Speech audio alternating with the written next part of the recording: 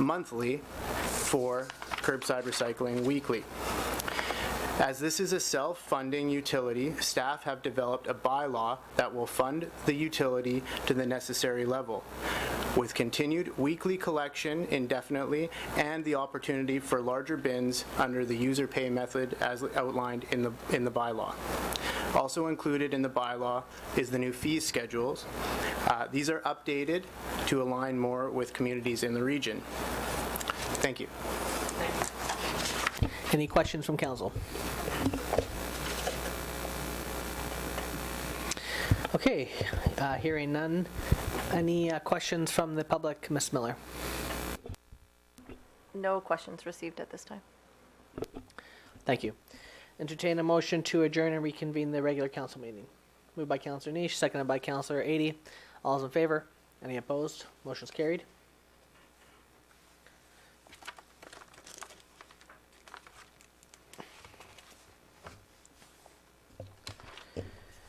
Okay, tonight, I'd like to recommend that the agenda for the regular council meeting of November 22nd, 2021 be adopted as presented and amended to include item 3C, which is the Committee of the Whole recommendations, be accepted as written.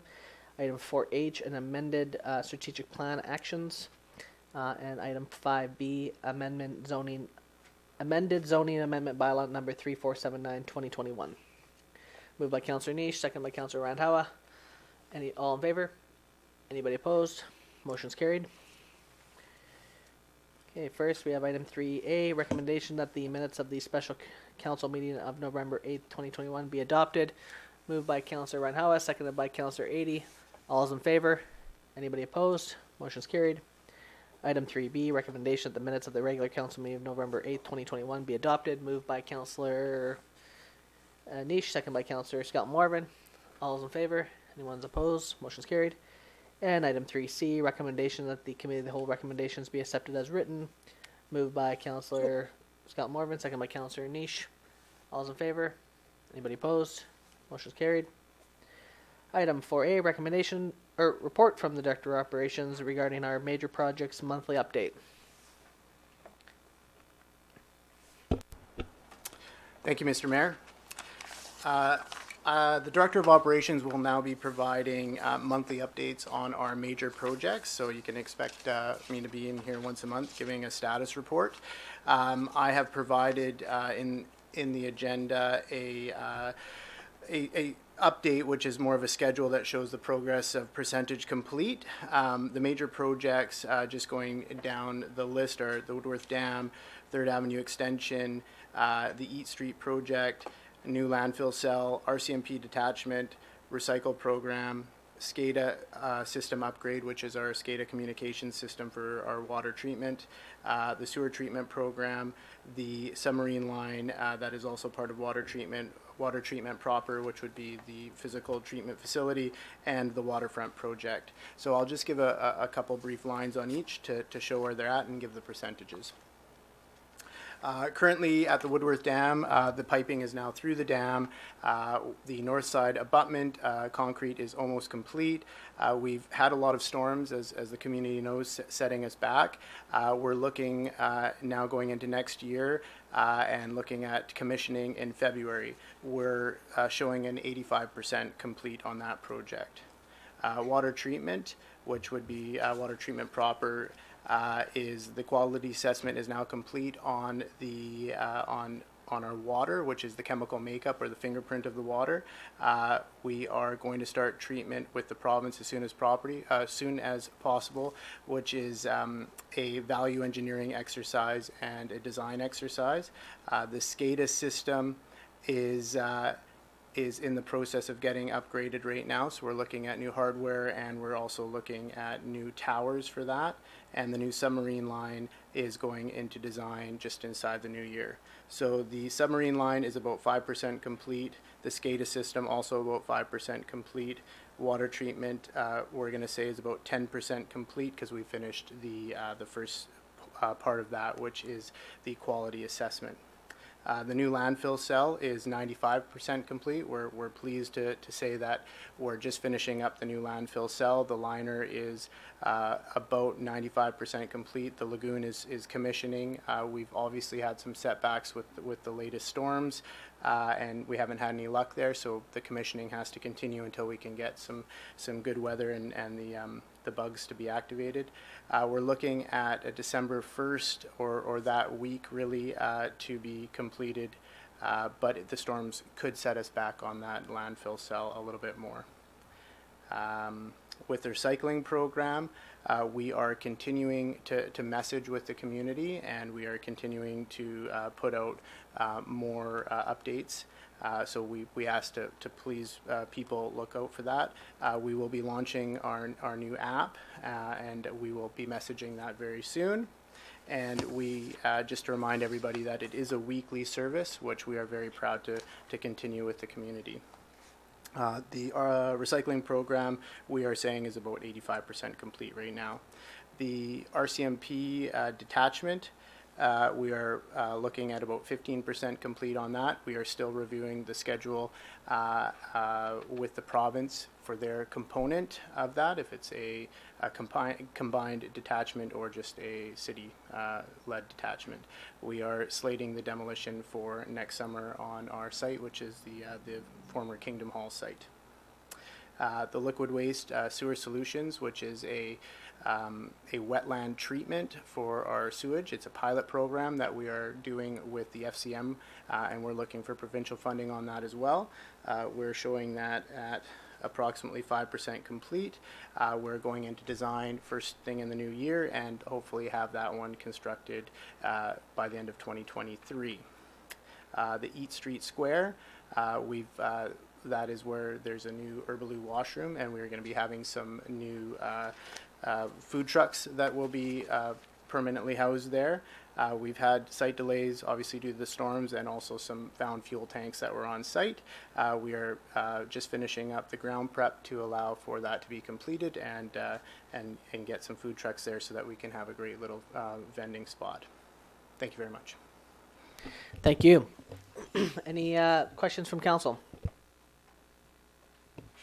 I'll just say I think this is a great. Oh, is that someone? Oh, Councillor Cunningham, go ahead.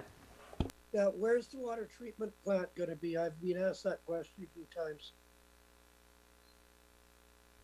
Councillor Cunningham, can you speak more directly into your mic? Where is the water treatment plant going to be located? Thank you, Councillor. We have not determined the site. There are three options for sites that will be discussed during value engineering, and we prefer not to release those sites yet until we've actually landed on one to move forward with. Thank you. Any questions else, Councillor Adey? I'll start as channeling my retired teacher. I have to say that the 85% mark is the worst mark you can possibly give anybody, because it's one short of an A. But I do have a question about I used to give it on purpose too. I have a question about the Woodworth Dam and the kind of rainfall that have experienced over the last couple of days, and what seems to be rainfall events that are testing systems throughout the province. I'm just wondering if the current design of the dam raises any concerns around being able to manage what might become a more regular event in terms of increased rainfall. That's a great question, Councillor. We actually took into account more rainfall and global warming, and we've raised the dam 2.5 meters from its original height to account for that. And so we have more capacity, but we also have that freeboard to be able to deal with these surges that were happening before. We were seeing with the old dam that was overtopping quite frequently, and so we've raised the dam 2.5 meters in this design. Other questions from council?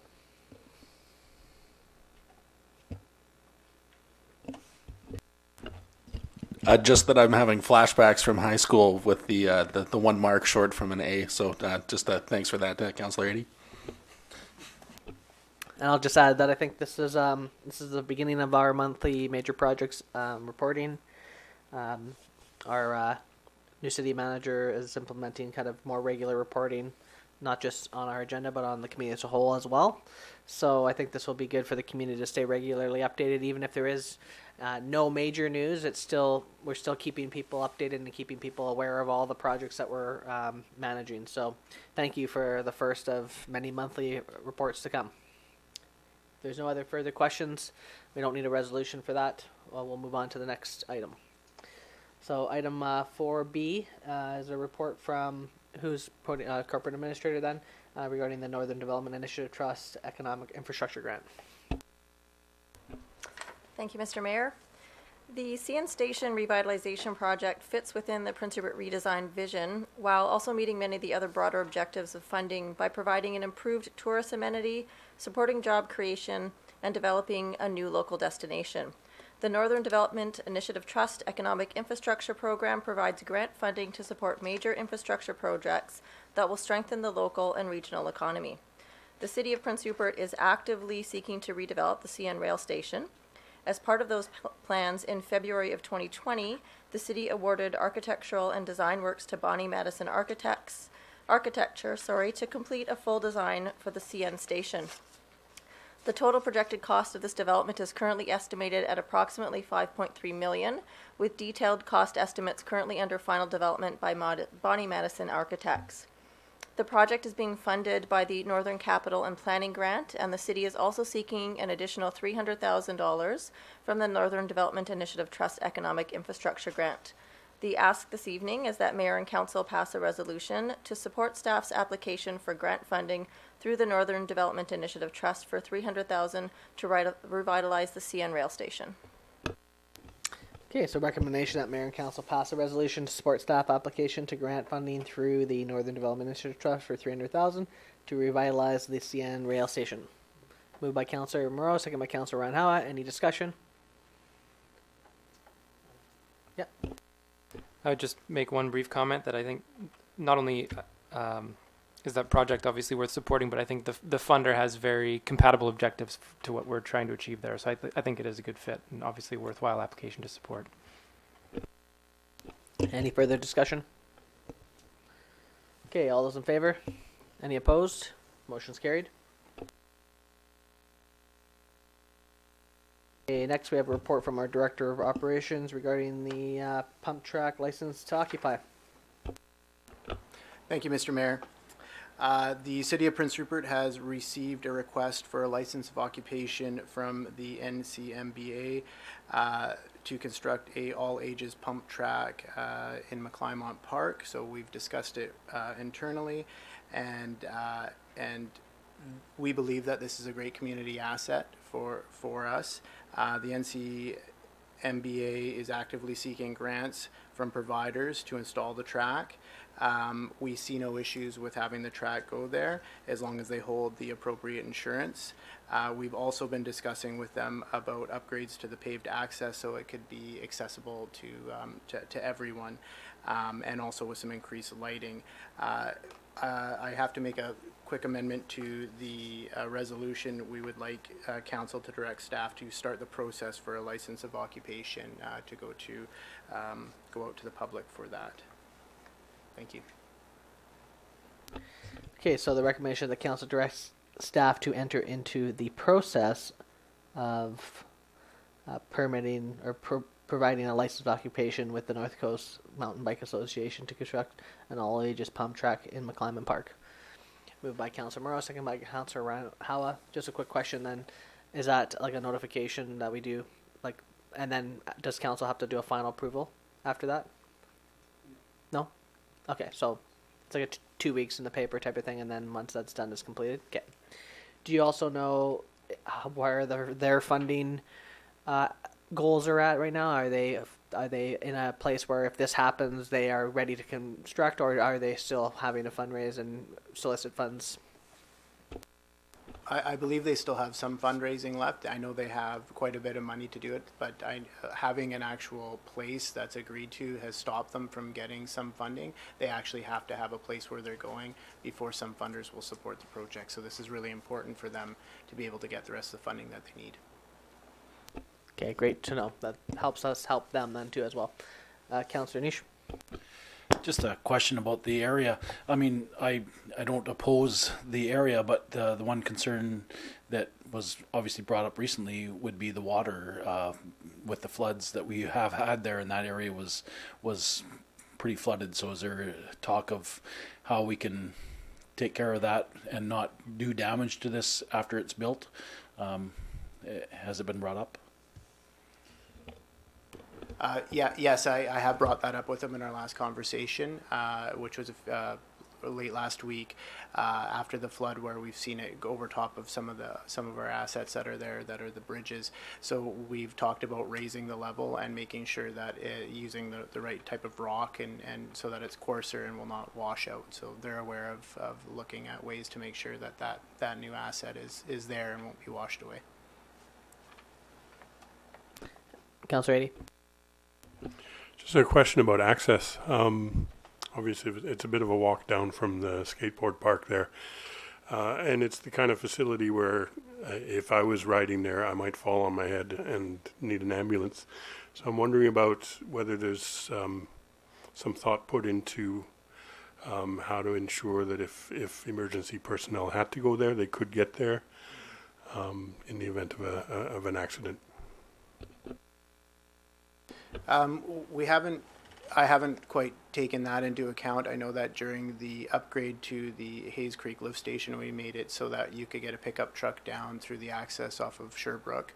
But we can take that into consideration and make sure that we talk with the emergency services about having the right route that goes down there, so we know how quick access and where they should pull up in order to get there the fastest way.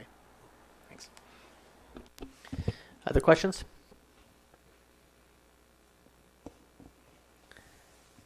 Okay, all those in favor? Any opposed? Motion's carried.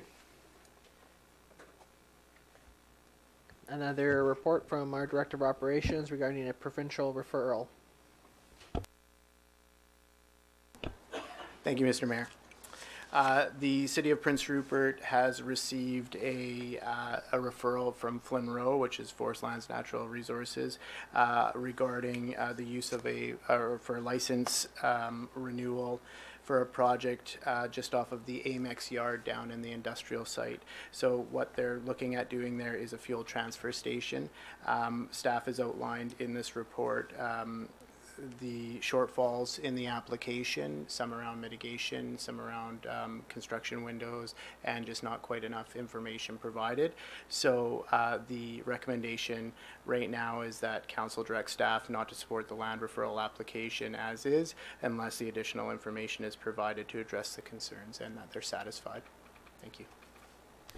So the recommendation that council directs staff to not support land referral application 135192657-002 unless additional information is provided to address the concerns identified. Moved by Councillor Morrow, second by Councillor Ady. Discussion? Councillor Morrow? Thanks, Mr. Mayor. I definitely agree with our Director of Operations. I think there's clearly, based on staff's list, clearly not enough information provided to make a yes/no determination, and I highly doubt there's a maybe option in the referral system through the province. So for me, it's got to be a no for now in my mind until that additional information is provided. Other discussions? Councillor Ady? Yeah, I agree with Councillor Moreau, but I'm looking at the list and see some fairly significant areas where there would be a great deal of public concern, I would imagine. So I guess I'm wondering if, excuse me, if there is a sense of what would constitute a proposal that would have the components that we would be more likely to accept, or are we saying let's just wait and see what happens with these and then move from there? Yeah, I believe that they would need to definitely address some of these bigger issues around mitigation and construction windows and that these referrals go out to other agencies as well. So the North Coast Regional District has one, and we've talked and they feel the same way about the direction, and also the local First Nations will get this same referral, and I haven't discussed any of their responses, but I think collectively, we believe that us in the North Coast Regional District that this is an incomplete application, and I think that at this point they need to come back with something a little bit more robust that answers some of these questions before we can really dive back in and take a good look at it. Any other further discussion? Councillor Nish. Do they not have to go through some sort of environmental process with this that would take care of most of these concerns before it even came to us?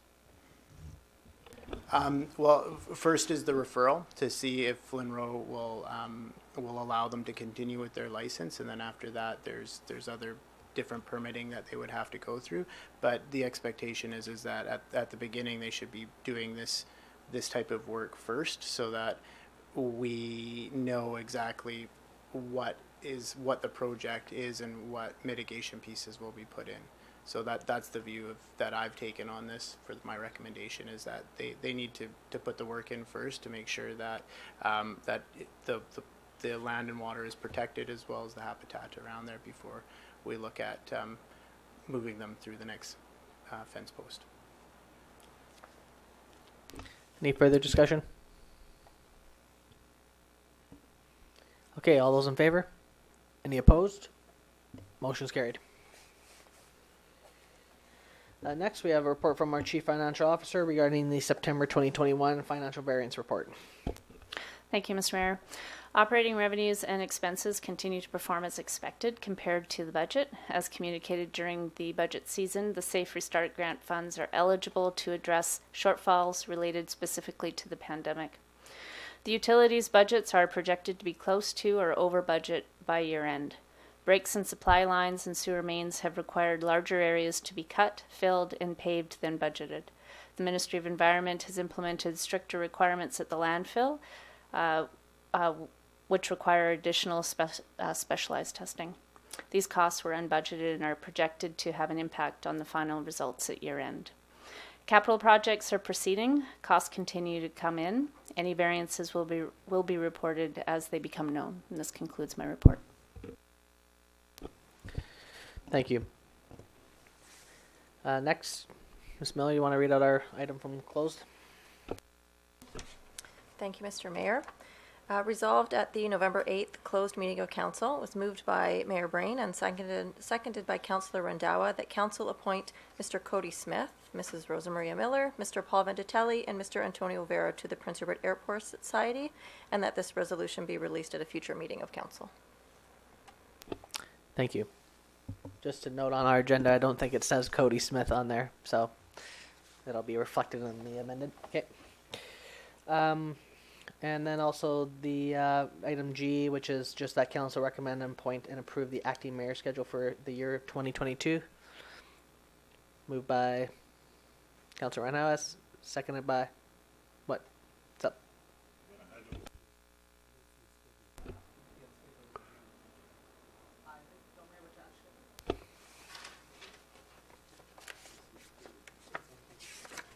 Oh, I see. I thought we had already filled this out for some reason. Okay, so we want to do this here then. Okay. Yeah. Yeah, for some reason I thought we had already got the mayor schedule aligned, but I don't have last year's schedule on me. Thank you. The schedule that was initially provided was the schedule from 2021.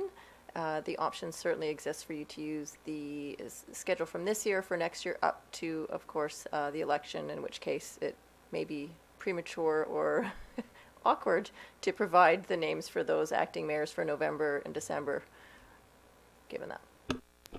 Yeah, we'll just do it till October then. I'm not sure what the best way to do this is right now.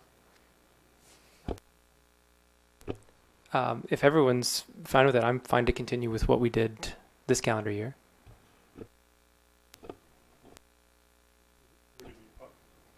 I hate this mic. There we go.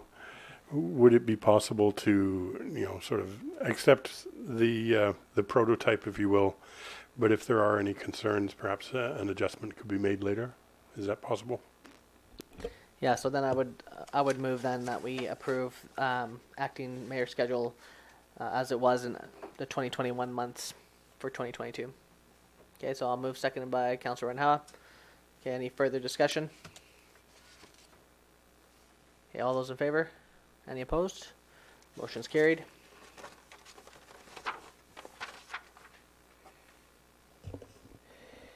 Okay, next we have a report from our city manager regarding the strategic plan actions. And there's been an amended version provided that changes significantly the option 1 and 2. And so maybe you could speak to that as well. Thank you, Mr. Mayor. This report basically reports back to council on the resources required to implement the strategic actions that council prepared in its workshop earlier this year. So Appendix 1 includes what you would have previously seen as the current strategic priorities that staff were working on, as well as the proposed new strategic priorities. And out of convenience, we put the rank ordering as for all the new ones as following those which were already in place. Now, council can change that if it wishes. The Appendix 2 basically looks at those actions which are only contemplated to be short-term, i.e. Significantly underway or complete in 2022. The appendices indicate the resources and budgets that are required, as well as the status of each of the actions to date. In order to implement all of the actions that are being identified for 2022, the short-term priorities, we estimate that a funding in amount of $250,000 would be required. This would equate to either a 1.3% tax increase, or or council can use under option 2, or elect to under option 2 to use accumulated surplus to pay for those actions. And because those actions are one-time only, they're not ongoing operations, we feel that that's a suitable choice for council. So we're recommending funding through the accumulated surplus. The purpose of this strategic plan is not only to identify what council's strategic actions are. Those strategic actions, once approved finally by council, become the blueprint for all of staff's work plans. So we ensure that our work plans will be developed early in 2022 to appropriately assign resources and staff responsibility for implementing these strategic priorities. I contemplate that we will be amending our reporting templates back to council to speak to council policy and strategic plans in each of the reports, so we can tie the matter that council is considering in the report to council's strategic priorities. Having adopted a strategic plan doesn't mean that council can't change it mid-term, but it does suggest that because the resources do matter in order to implement it, that it may require amending the strategic plan if you're adding something to it. So, as council is presented with new opportunities, the response would be to take a quick look at resources to ensure that we can undertake it without either taking something off or adding additional resources. So we'll go through that process with council as we, work on implementing these plans throughout the coming years. Okay, so there's two recommendations. One is to consider and amend anything in the plan. And number two is to approve the strategic plan and necessary resources under option 2 for implementation of the short-term 22 actions. Just for the clarity of the public and the media, that what's in the agenda in terms of option 1 and 2 are not actually reflected there. They're reflected in an amended version, with option 1 being a 1.3% increase, and option 2 being a 0% increase funded by surplus. So just want to ensure that those are reflected correctly. So before we go into the recommendations, maybe if there's any changes or comments from council around how this is presented, are these the correct order of the strategic plan?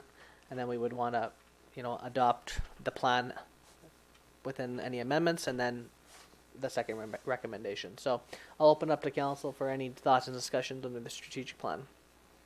Councillor Adie. Just a question of clarity. When we talk about the difference between option 1 and option 2, you're identifying the unfunded strategic priorities as the ones that make up the substance of the difference. So I just want to make sure I've got the right ones. If I'm reading it correctly, there is funding required by number 13, the public realm streetscape standards. Number 16, the parking strategy, bracket transportation plan. Number 18, the housing needs assessment. Number 20, the active transportation strategy. And number 21, my personal favorite, the parks and open space master plan. So my first question is, are those the ones that we're in fact talking about? I can answer that one. You are right in that it's number 13. It is number 18, number 20, and number 21. Number 16 is actually a part of number 20. That was my second question, because I did the tally to 250,000, and I realized there must be some blending there somewhere. The only other sort of detailed question around this is, some of them say the housing needs assessment, for example, has a $10,000 grant and then a requirement for additional funding. Does the grant portion depend upon the additional funding, or else it disappears? Or could the grant be used in a more limited way within that particular initiative? Our best estimate right now for that assessment is around $20,000 to complete, and we have $10,000 of grant. So that's the difference. So I guess my question is that $10,000 is money in hand now? Yes, the $10,000 grant has been approved. Councillor Morrow. Councillor Adie kind of preempted what I was going to get at. Is I don't know if there's any objection from staff on conceptualizing it this way, but the way I see it is the Second Avenue bus pullout, number 15, the parking strategy, number 16, and the active transportation strategy, number 20. I think the overarching objective there is an active transportation strategy or plan. And I think that, to me, that's the all-encompassing priority. But I'd be interested to hear your thoughts on that. I think those are all included within a master transportation plan. And so we craft our request for proposals for consultants to ensure that a master transportation plan includes a parking strategy, includes an active transportation component. And I might just add that number 15 was not actually an initiative of council. It's an initiative of BC Transit, and it's being funded 100%. And it is a standalone project. Yeah. So what I'm getting at, I think, for our purposes here is, would it be appropriate for us to consolidate those into one strategic priority? Through the mayor, yes, I think that's a reasonable conceptualization of it.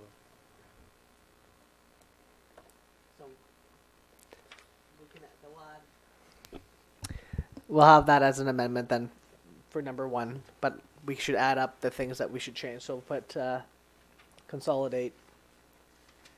We'll call it transportation initiatives. Related initiatives. As one priority. Other discussions from council? Do you have any follow-up there, Councilor Morrow? Is that all? I think the overarching heading is the active transportation strategy will encompass everything else. Yeah. Okay, other discussion from council? Councilor Niche. I feel that, this wasn't so long ago when we actually had this workshop to, implement all these, the order that we wanted to work on these things. And I feel that staff's, really started on most of these projects. And as I know we don't like to do too much for tax increases, so I definitely am in support of using some of the money that we actually were able to put away last year on our budget, which was fortunate for us. Other comments? Councillor Ranha?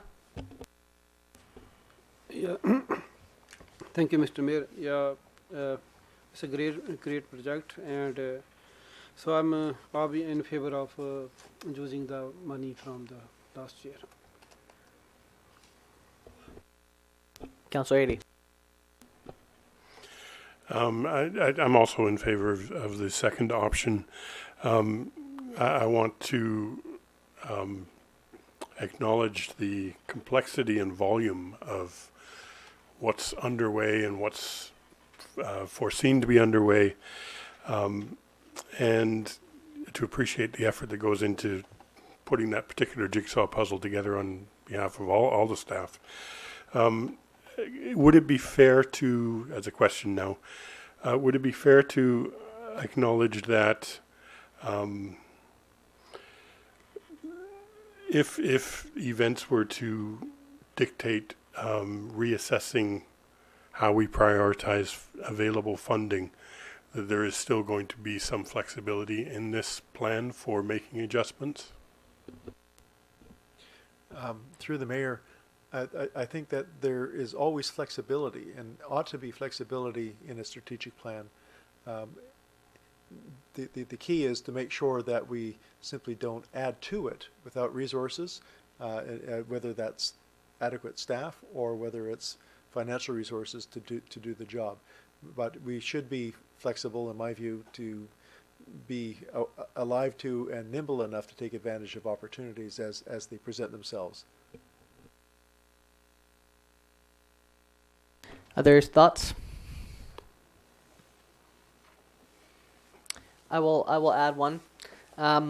During the OCP, I would say one of the most public pieces of the OCP adoption was the whole concept of the local food system strategy. I know that's not on our strategic planning list, but it was seen as something that I think at council wanted to see something moving forward for that. Because I think one of the things that we were chatting at that time where we would hire probably like a group to come and actually help us develop those policies and do a fulsome community plan for that, and finally get this local food piece off the ground, including other sustainability related initiatives. Would you know off the top of your head what a cost for something like that would be if we were wanting to go in a direction like that in this coming year? It doesn't have to happen this year, but do you have any ideas on that? Yes, thank you, Mr. Mayor. In fact, it is identified as a midterm project in Appendix 1 as item number 23. So that is in Council's strategic plan, just not for implementation in next year. That was Council's direction during the workshop. Council can change that. It's in order to add this. Sorry, to answer the question more directly, in fact, during the earlier part of last year, while acting as your planning consultant in iPlan, I did secure a price to do a food strategy for Prince Rupert. And I think that we're in the order of around $55,000 to do a fulsome public process and food strategy. So that's a rough estimate for well, actually, it's a precise estimate, which may have to be updated, if we were to ask that firm to proceed with it. But at that time, we didn't have the funding approval to proceed, so we didn't act on it. There's so many items that I must have just read right over that. So, okay, that makes sense. I'm not going to say that that's a top priority for in this moment, but I do know that there are community members wanting to move forward on that. And if council wants to look at that at budget time, perhaps that's something we do move forward with. And if we do have enough surplus to move forward on something like that, because we're going to be having a cost all over the place, I don't want to stretch us too far, but I think it might be something we want to move forward on. Just on that subject, I absolutely agree with you that a food strategy is a very progressive thing for us to be looking at. But I also want to make the point, and I think it might have been the point that resulted in it being put in the midterm, and that was that we have the urban farm project, which had its first year this year, and my experience of it was that it was successful. But I do know in speaking to the people that were running it, there were lessons learned, and there would be response to those lessons. Over the course of the 3 years, I think that they were planning that project. So it does seem to me that in a way there's a piece of groundwork already being done around that. I'd be very interested, maybe as something we do in 2022, it would be to get the people who've been working the urban farm to come in and talk to us about where they're at in terms of what are they learning, what are some of the issues, because I think that would really feed pretty seamlessly into any thought we have of doing it on a larger scale or a more institutionalized scale. So I think we can do some things around that and still feel that it's best placed as a midterm priority for now. That sounds like a great idea. I just, for some reason, that just didn't pop out at me. So it's there. It's part of a midterm strategy. I think that we're on the right track with the priorities. I agree with Councillor Moreau's assessment that we consolidate the active transportation into one one item. Is there anything else that council feels needs to change around the proposal and the options? Councillor Cunningham, do you have anything you want to add? No, not really. I just think it's, when you look at the amount of work that's being done, and it has to be done, and not anyone that says staff isn't engaged, they just have to read this document and know that our staff is over-engaged. It's quite a list of projects that staff has to handle. Yeah, I agree. And in the new year, we're going to seek to create more education around a lot of these items and try to do some more communication about all the details around all of this stuff, because when you look at a document like that, it's tough to know exactly what is going on with each one of these. So we're going to, in the new year, move forward on some education and some information for the community on these items. But is there any other final discussion around the strategic plan? Yeah, do you want to move the first option then?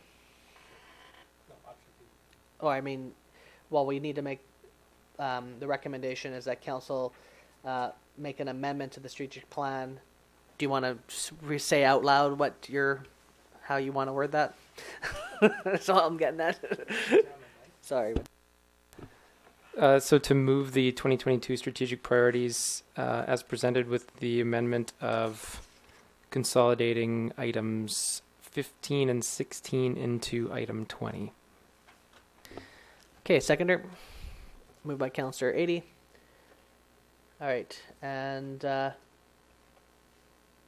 do it as two resolutions, I think. Or, yeah, I'll just do it as two resolutions. We'll amend the strategic plan first. So any further discussion on the amendment? Okay, all those in favor? Anyone opposed? Motion's carried.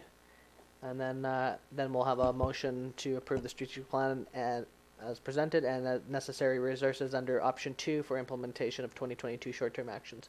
Moved by Councillor Niche, seconded by Councillor Scout Morvan. Discussion? So all I would add on the financing piece, now that we've agreed on the actual list of priorities, is I think a general philosophy of budget management, for me at least, utilizing surplus is really never my first choice, I would say. But I think the key phrase in looking at this report is the one-time expenses. And so when you look at the list of how much we're doing that is above and beyond the day-to-day operational requirements of the municipality, this list, the vast majority is major infrastructure, capital improvements, that all have a fixed end date. Some are revenue-generating activities, some are cost-saving initiatives, and then the remainder really are strategies and assessments, not new, annual operational spending commitments. So for me, that's why I'm comfortable in this instance going with option 2 and utilizing surplus for these strategic priorities. Any other discussion? Okay, all those in favor? Anyone opposed? Motion's carried. So to be absolutely clear, we are approving an option 2, which is a 0% increase on the taxation for those items in particular. And our budget will be coming out in March of 2022, and we'll have a more fulsome discussion around the entire budget at that time.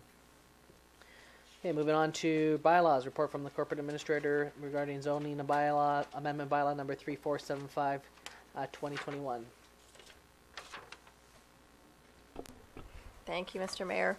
In light of having received the Ministry of Transportation approval in November for zoning amendment bylaw 3475, 2021, we recommend that council give fourth and final reading to the City of Prince Rupert zoning amendment bylaw 3475, 2021.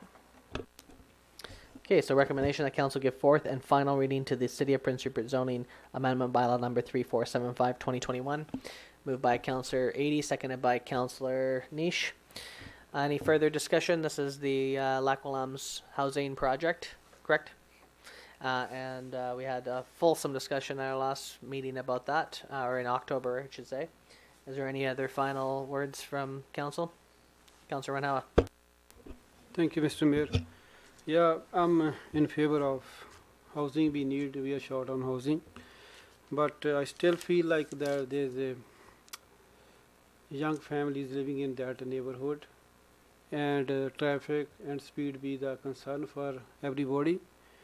And I still thinking like city should think about reducing speed over there from Alfred Street to Brett Place, 30. Same like we have on Adlon Avenue, from 1900 block to 1500 block is 30 speed zone there. And same thing here, hills both ways coming. And I think it's really hard, like especially even now, if you want to take left turns on Alfred or Brett Place, it's mornings and evenings is next to impossible. But additional housing there, it will be more problem for everybody. And I think speed should be 30 over there. Yeah, I think we heard from their traffic consultant about a lot of the mitigation measures that they're putting in place, which I think are sufficient. I think I'm not going to move forward with, personally, we'll recommend that for tonight. But what I will say is that, one, the project is up and running. If we do approve it tonight, that's something that we can consider at any time.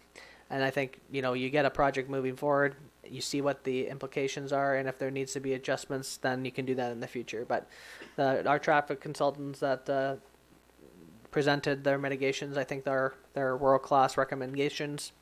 I don't want to over-debate that, but I think that they put those mitigations in place for a reason. And then we can always adjust in the future if there is a serious issue there.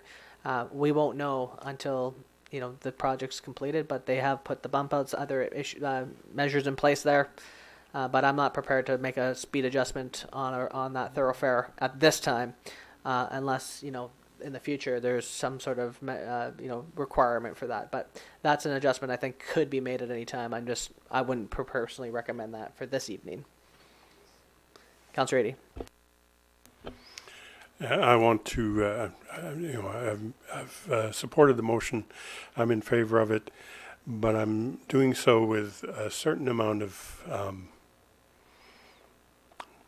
trepidation, I suppose, because of the depth of the feeling that were expressed both for and against it.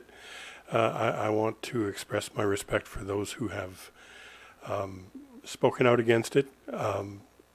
Unfortunately, sometimes decisions have to be made, and I think, based on everything I've heard, this is, to me, the decision that best addresses a really deeply held priority that the city has in terms of housing. And just on the traffic piece, I hear you. I understand we're not going to move on this today, but I do think that at some point in the next year or so, it would be really good to have a conversation about the traffic in that area, not just that portion of 11th, but also the intersections of Prince Rupert Boulevard and 11th, and then out onto McBride. There may be, I think, sufficient reason for us to consider what we could do about traffic flow there. As you say, not now. But I do see it being needed in the next year or so for us to have a really good look at that. Yeah, and as we know, we're going to be doing a variety of new traffic patterning for the entire community. So I just not wanting to couple that with this project at this time, but I'm not disagreeing that those are legitimate concerns. Other comments from council? The only comment I've got to make is that I hope when the project goes ahead, the screening of the trees and that were originally planned to be left up are left up. I know it's difficult when a project starts. Some trees have to come down that weren't planned, but just to shield the project from the rest of the neighborhood and that because of its size and that, I think it'd be nice to have as many trees left as possible. Yeah, that's duly noted. Other comments?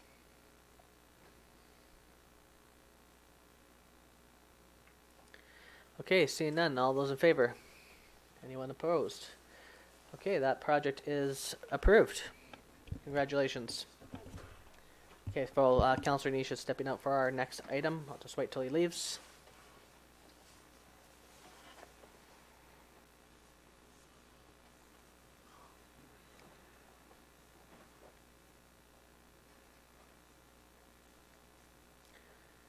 Okay, is this report coming from corporate administrator or from city manager? Okay.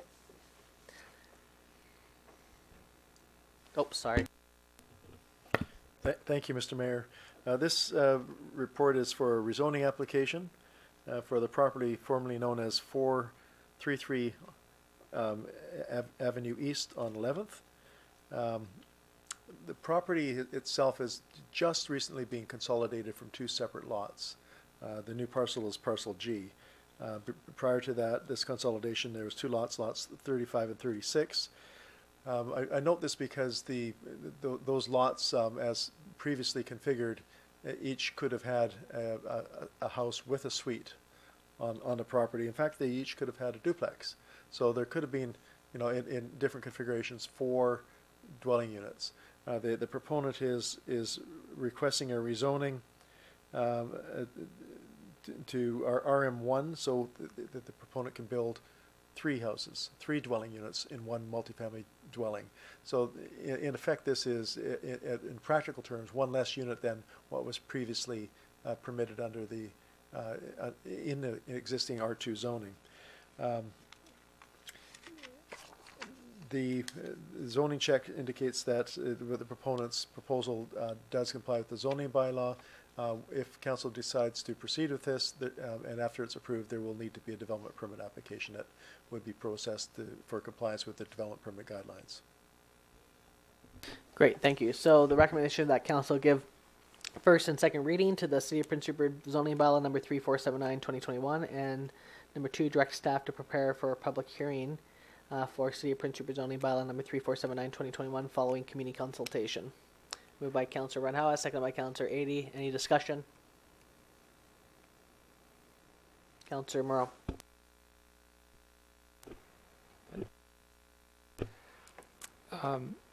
I just want to say I appreciate knowing it's a fellow counselor, obviously, that's applied in this instance. I would say I was looking for ways to be more critical than normal, just to avoid the perception of favoritism. But in this case, what's very obvious to me, and seeing all the check marks in staff's report, is the thoughtfulness with which this application's been brought forth and trying to be consistent with what we're trying to achieve in getting more housing supply online, densifying within our existing urban footprint, all these things that we've been repeating a whole bunch with our housing action strategy. So for that reason, I'm inclined to support this. Any other discussion? Okay, all those in favor? Any opposed? Motion's carried.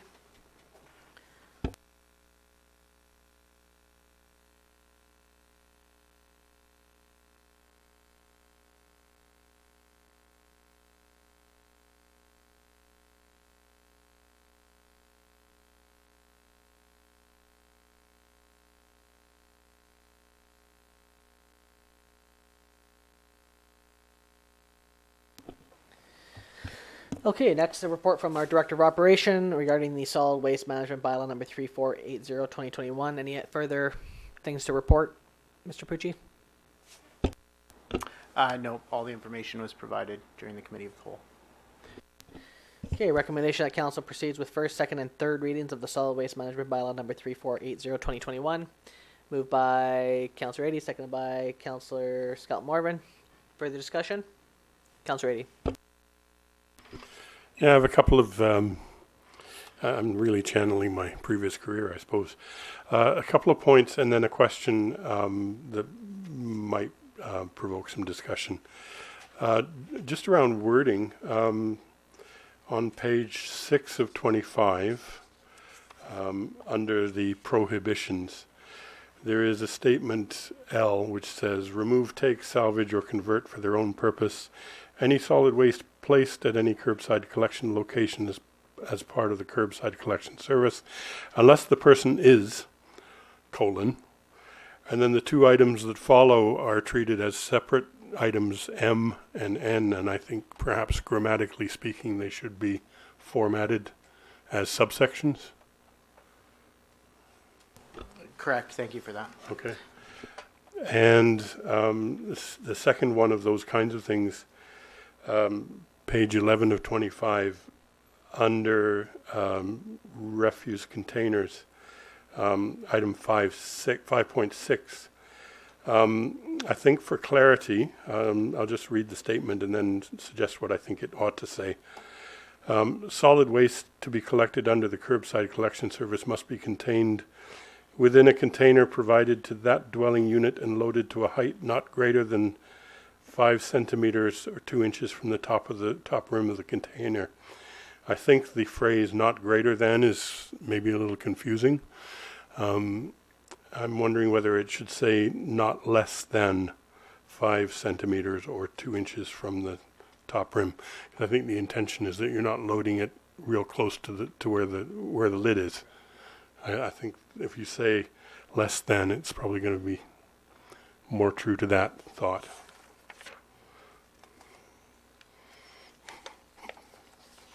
Second, the last point is more of a question. Now I'm going to the fees and charges section. First, a question: if I go with a truckload of stuff tomorrow that does not amount to very much, it's a $5 fee? Am I correct? Correct. Okay. And I think within the last 3 or 4 years previously, it was only 3. What I see is the regular tipping fees as of 2022 will go then from a minimum of 5 to a minimum of 10, which is double. I'm just, I guess, wondering a couple of things. What's the thought behind that kind of an increase for that? And the reason, just to contextualize it, is at the same time we're introducing a measure in the form of the new refuse containers that encourages less refuse to be picked up, and it may be that some people will find themselves going to the landfill more often with their truckloads of stuff. So I'm wondering whether people might see that as a bit of a double hit. So the $10 is more in line with other communities. So that's where that new minimum came from. But I do appreciate what you're saying, Councillor. And if we want to encourage small tipping, then we can look at that rate and reduce it. I can appreciate those comments. I guess I'll follow up and maybe put it on the table for others to give their ideas on. I see in a number of the other columns, you see more increases that would, I think, reflect basic cost of living increases. So, for example, the very first one, the residential collection service, 2022 is $518. The year after is $528. The year after that's $538. So that looks to me like a basic cost of living or inflationary increase. I'm just wondering whether we might look at something like that as a model for the fees. Maybe I'll leave it to others to comment. Anybody have any thoughts to offer on that? Yeah, thanks, Mr. Mayor. Yeah, I agree with Councillor Eddy. Like minimum fees, from tipping fees from 5 to 10, I think is a little bit too much. That will encourage people to throw on the sides there instead of going there paying $5. So I think that should be leave like that. And other fees, it's like how we figure out, we check with other communities, how we increase other ones, every year 2%. How we take that? So we looked at the fees, and some of them were in line with other communities, and some were quite a bit lower. So we brought some up to where they were in line with other communities, and others we left as just inflationary cost of living inflation. So what we did with the regular tipping is, yes, there was an increase from $5 to $10, but we left the recycling numbers quite low. So if you came out with clean wood, or you came out with recycles to go across the scale, those are low. So we decided to keep those low, but increase the minimum of regular tipping. However, we can bring those back down for fourth reading if that's something that council is wanting to do. Good. Yeah. Oh. Good. Okay. Maybe just before I start my comments, I just want to make sure I understand Councillor Eddy correctly. The main topic that you were raising was the increase of the minimum cost or the annual cost increases? Because I think we're talking about two different issues. I was thinking about the one-time visit where you go out with your carload of stuff and it's $10. Okay, understood. Okay, so from my perspective, just looking again at the comparative rates that our Director of Operations has outlined here, $5 is really abnormally low, compared, not just looking in the north, but looking across the entire province. And I think that's borne out in the fact that we see that the North Coast has one of the highest waste per capita rates in the entire province.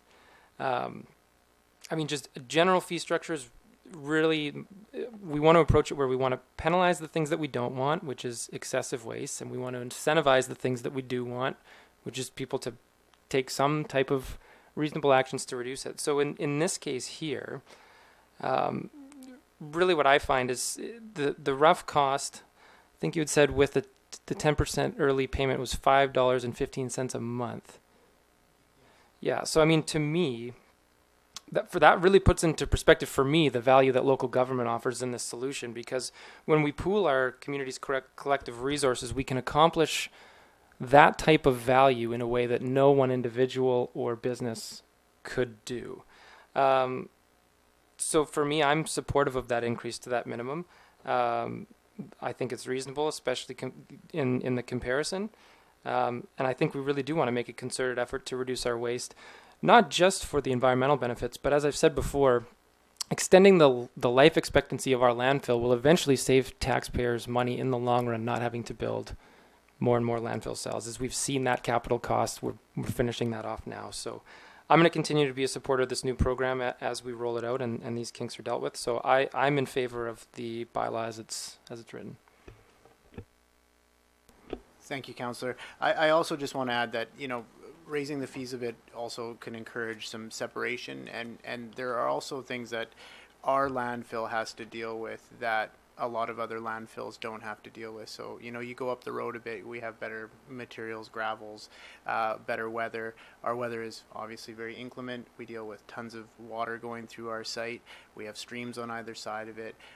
Just our cost of operation is quite a bit higher than other landfills in the area, and we operate a city landfill. It's not run by the North Coast Regional District. It's run by us, so it's borne by us.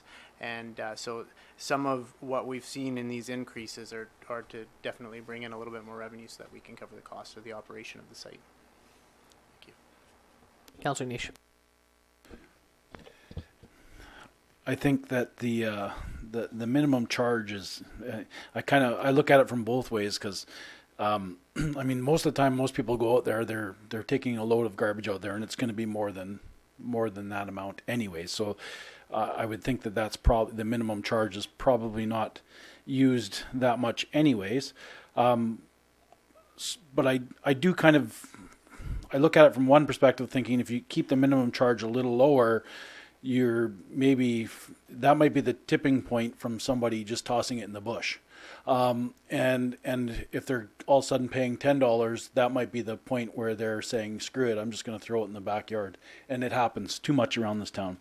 But that being said, we do need to do a lot of work to encourage people to separate their garbage. Out of anyone on this council, I'm probably the one that visits the landfill the most, and actually drive right out onto the active face and unload on the active face, and it just disgusts me at the stuff that gets thrown out that could be recycled. Even as a contractor, I try to make a strong effort of when building on people's projects, taking cardboard, recycling it, taking plastic, recycling it, instead of just throwing it in a garbage dumpster and getting it dropped off. So I think that,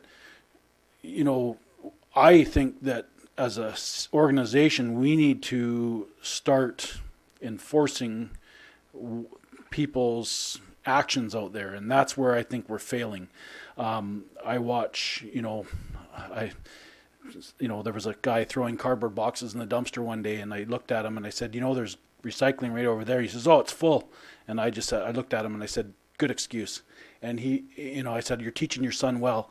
And all of a sudden he felt bad, and he started folding up the boxes and putting them in there and finding somewhere to put them. There was another guy out there one day, and these people don't have no idea who I am. I don't mind calling people out.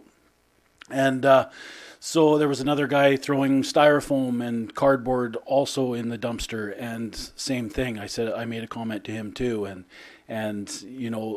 I think we need to put more of an effort into actually controlling this and watching it, because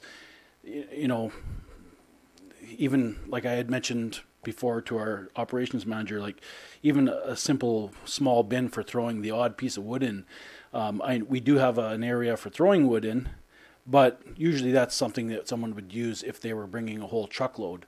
And maybe if they only had a couple boards, they're just like, screw it, I'll just throw it in the dumpster. So I do feel that we need to do more work out there, and that will probably help. And in the long run, having an employee out there monitoring this, I feel will probably be a cost savings in the long run, because like I said, I spend a lot of time out there, and it amazes me on how much people throw away that they can recycle. And even this whole conversation about recycling, people talk about, how the garbage cans aren't big enough. I'm a family of 4 or 5 at my home at any given time, and I throw one small white bag away a week, sometimes 2, not very often 2 though. So I feel that we can do more in our landfill monitoring this, and just it's not even so much cracking down on people, but educating people and saying, hey, that's metal. Throw that in the metal bin over there. Hey, that's a piece of wood. Let's throw that in that wood bin over there. And I think that would help us a lot, because I feel that that's where our biggest failure is. But I kind of agree with Councillor Adie about maybe that minimum charge in the sense that, people will start throwing their garbage in the bush, and $10 is a lot for if someone's just taking one bag of garbage out there. If they're taking a whole bunch of garbage, they're paying them more than the minimum charge anyways. So I would agree if that was the change, I would be okay keeping it at the $5. Mr. Pucci, people are going to have the option to be able to get a bigger can, correct? Correct, yes, it's in the bylaw, yes. So what's the process for someone who's at home that doesn't want the smaller bin, they want the bigger bin, which is the same size as the recycling bin? What do they do if they want to have access to more capacity? So we'll be messaging that in the campaign moving forward. First, obviously, the bylaw has to be passed.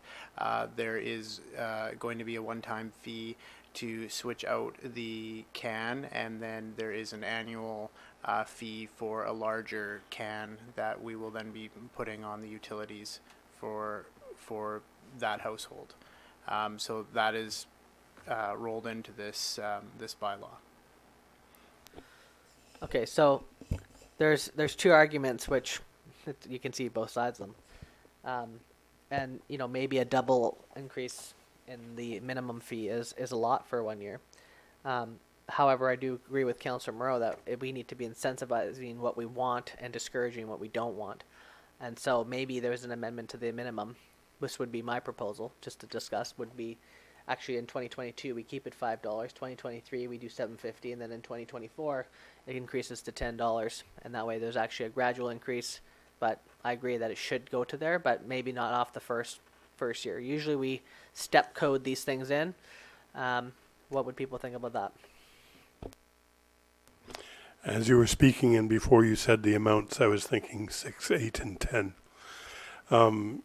As a way of approaching that, I should defer to the financial officer also.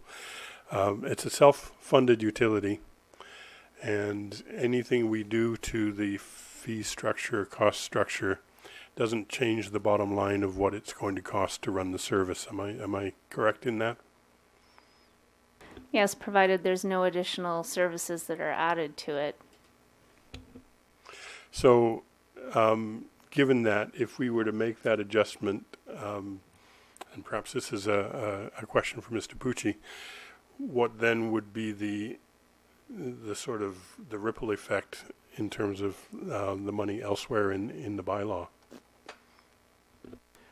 To be honest, I don't think it would require a different increase in what we talked about earlier with the $70. I don't think that this is a significant. If we're looking at dropping these minimums, I don't think that has an effect on what the number that I presented earlier. These are revenues. We always go on revenue projections, so we don't know what the revenue is going to be for the coming year. So we've just been doing projections. We've done other increases, so I think that if we went to a 6, 8, 10 or somewhere like that, I don't think it would make a significant difference in what we're proposing. Thank you. Councillor Moore? I don't have any objection to stepping up that increase, assuming that there isn't material impact to the revenue projections. I think that's a fair compromise. The only point that I wanted to respond to, I think, recognizing I think that we've already come to this compromise, is this issue of, if we increase the minimum too quickly from 5 to 10, that we would encourage illegal dumping. I would agree with that argument if we weren't expanding curbside recycling service, but I think what we're doing then is it then becomes easier to focus on separation than it does on illegal dumping. At least from my mind, if I have to make that value judgment in my garage, whether or not to run out to the landfill or not. I'm going to make an extra effort to see if I had any glass or plastic or styrofoam or anything that I could separate out before I would make that trip. So that's I think the only place that I slightly disagree, but I do completely agree with you, Councillor Niche, on the issue of compliance at the landfill. That's something I think that would pay just as much dividends to us in wanting to reduce excessive waste. So I think the only other point that I would make, tied again to the larger can issue, but then also tied to this minimum increase. It sounds kind of cheesy, but the slogan for a lot of communities that have tried to pick up this pursuit of zero waste is that you want to move to a pay-as-you-throw model. The basic idea being that the more you waste, the more you pay. Right? I think that's all what we want to try to accomplish here. So I to me, the stepped increase to the minimum, that's a fair compromise. Mr. Pucci, then Mr. Ady.